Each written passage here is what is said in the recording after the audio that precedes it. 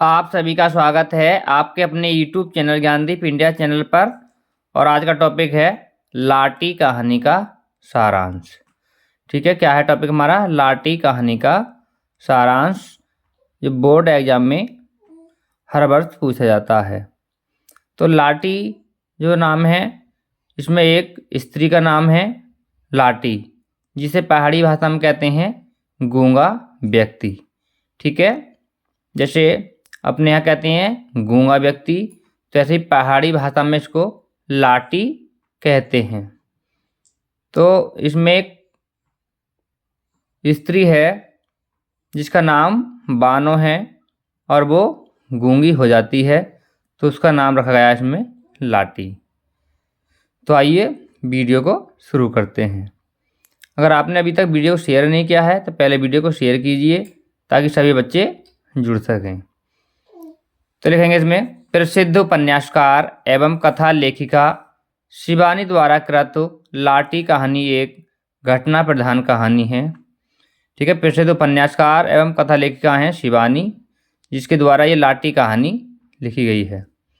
इस कहानी में कप्तान जोशी का वर्णन है। ठीक है, इसमें कप्तान है जो क्या नाम उनका, जोशी, उसका वर्णन किया गया है, जो अपनी बीमार पत्नी जिंदगी से निराश हो जाती है तो वह नदी में कूदकर आत्महत्या करने का प्रयास करती है तथा बाद में लाटी बनकर कप्तान से मिलती है, परंतु बोल नहीं पाती। इस कहानी का सारांश निम्नलिखित है। तो इसमें क्या बताया गया है? कप्तान जोशी की बीमार पत्नी है जो अपनी ज़िंदगी से निराश हो जाती है और वह नदी में कूदकर आत्महत्या करने का प्रयास करती है और तथा बाद में लाठी बनकर कप्तान जोशी से मिलती है, परंतु बोल नहीं पाती है। तो ये इसमें बताया जाएगा। अब सारांश लिखेंगे इसमें, कैसे लिखेंगे तो सारांश कि कप्तान जोशी गोठिया टीबी सैनिटोरियम के 3 नंबर के बंगले में दुगना किराया देकर अपनी रोगिणी पत्नी बानो के साथ रहता था। यानी कप्तान जोशी जो था गोठिया टीबी सैनिटोरियम के 3 नंबर के बंगले में 2 गुना किराया देकर अपनी रोगिणी पत्नी बानो के साथ रहता था। यानी कप्तान जोशी जो था वो गोठिया टीबी सैनिटोरियम जो हॉस्पिटल था उसके 3 नंबर के बंगले में रहता था किराया देकर। ठीक है, और अपनी रोगिणी पत्नी, यानी पत्नी का नाम क्या था, बानो, के साथ रहता था। बानो से अत्यधिक प्रेम के कारण वह उसको देख सहज भाव से मुस्कुरा देता तथा उसे प्रसन्न करने की कोशिश करता। बंगले के बरामदे में पत्नी के पलंग के पास वह दिन भर कुर्सी डाले बैठे रहता। क्या करता था वो कि बंगले के बरामदे में पत्नी के पलंग के पास, यानी बेड के पास, वह दिन भर कुर्सी डाले बैठा रहता। बंगले के मरीज बड़ी तृष्णा और चाप से कभी अपने हाथों से टेम्परेचर चार्ट भरता और कभी समय देख देख कर दवाइयाँ देता। ठीक है, बंगले के जो मरीज थे उसको बड़ी तृष्णा और चाप से देखते थे। क्या करता था वो? कभी अपने हाथों से टेम्परेचर चार्ट भरता और कभी समय देखकर दवाइयाँ देता। ऐसी घातक बीमारी पर भी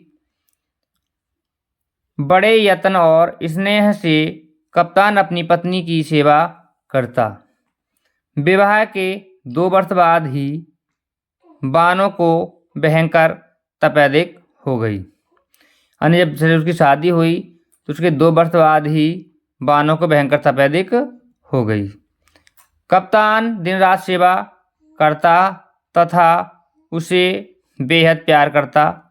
माता पिता के पत्र आते कि यह भयंकर बीमारी है, तुम बचकर रहो, यानी माता पिता के पत्र आते थे अस्पताल में ही कि ये भयंकर बीमारी है, ये बहुत खतरनाक बीमारी है, तुम इससे बचकर रहो। माँ ने रो रो कर पत्र लिखा कि मेरे 10-20 बेटे नहीं हैं, तुम अकेले हो। ठीक है, माँ ने पत्र क्या लिखा रो रो करके कि मेरे 10-20 बेटे नहीं हैं, तुम अकेले हो। कप्तान पर इन बातों का कोई असर नहीं होता।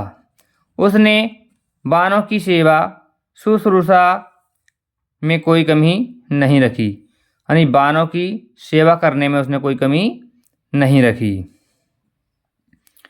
बानों से विवाह के ठीक तीसरे दिन कप्तान को बसरा जाना पड़ा। ठीक है, कि बानों से विवाह के ठीक तीसरे दिन कप्तान को बसरा जाना पड़ा। जैसे ही कप्तान जोशी की और बानों की शादी होती है तो शादी से ठीक तीसरे दिन कप्तान को बसरा जाना पड़ा। बानों को छोड़कर जाना उसके लिए असहनीय था। बानों को छोड़कर जाना उसके लिए असहनीय था। उसने बानों से पहली मुलाकात में ही उसका नाम पूछा। ठीक है, उसने बानों से पहली मुलाकात में ही उसका नाम पूछा। जब उसने अपना नाम बानों को बताया तो कप्तान में मजाक में कहा। जब उसने अपना नाम बानों बताया तो कप्तान ने मजाक में कहा कि यह मुसलमानी नाम है। ठीक है, मजाक में उसने क्या कहा कप्तान ने कि यह मुसलमानी नाम है। जब बानों की आंखें छलक उठी तो कप्तान बोला, मैं तुम्हें छेड़ रहा था। कितना प्यारा नाम है। अभी बानो केवल 16 वर्ष की थी। यानी जब कप्तान की शादी हुई तब उसकी पत्नी बानो केवल 16 वर्ष की थी। कप्तान 2 वर्ष बाद वापस आता है। यानी जैसे ही वो अपनी ड्यूटी पे चला जाता है तो 2 वर्ष के बाद वह लौटकर घर आता है। इस बीच बानो ने साथ साथ नंदों के ताने सुने। ठीक है, 3 सुने का मतलब है ताने सुने, ये गलत लिख गया है यहाँ पे, हाँ ताने सुने। भतीजों के कपड़े धोए, ससुर के हौज बिने, पहाड़ सी नुकीली छतों पर 5-5 शेर उड़द पीसकर बड़ियाँ डाली। वह उड़द की बड़ियाँ बनाती थी। 5-5 शेर माने 5-5 किलो। उससे कहा गया कि तेरे पति को जापानियों ने कैद कर लिया है। जैसे ही कप्तान जाने के बाद 2 वर्ष तक नहीं आया तो बानों से कहा गया कि तेरे पति को जापान वालों ने कैद कर लिया है, अब वह कभी नहीं लौटेगा। सास और चचिया सास के व्यंग बाण उसे व्याकुल कर देते थे। यानी सास और चचेरी सास की जो बातें थीं उसे व्याकुल कर देती थी। वह घुलती गई और एक दिन क्षय रोग से पीड़ित होकर उसने चारपाई पकड़ ली। ठीक है, वह मन ही मन घुटती गई और एक दिन क्षय रोग से पीड़ित होकर यानी अर्थात टीबी उसे हो गया और उसने चारपाई पकड़ ली, अर्थात वह चारपाई पर पड़ गई। यानी बीमार जब ज़्यादा हो गई तो वो चारपाई पर ही लेटी रही। इसके बाद देखेंगे कि 2 साल बाद कप्तान आया और आकर बानों को देखने चल दिया। जब 2 साल बाद कप्तान आया तो कप्तान को पता चला कि वह बानो जो थी वो अस्पताल में है, तो वह उसे देखने के लिए चल दिया। तो घर वालों के चेहरे लटक गए। जैसे ही उसने जाना चाहा कप्तान जोशी ने तो उसके घर वालों के चेहरे लटक गए। एक प्राइवेट वार्ड के बरामदे में लेटी बानो को देखकर कप्तान के होश उड़ गए। एक प्राइवेट वार्ड के बरामदे में लेटी बानो को देखकर कप्तान के होश उड़ गए। 2 वर्ष में बानो घिसकर और भी बच्ची बन गई थी। यानी वो बीमारी कारण कैसी दिखाई देने लगी, एक बच्ची के समान दिखाई देने लगी।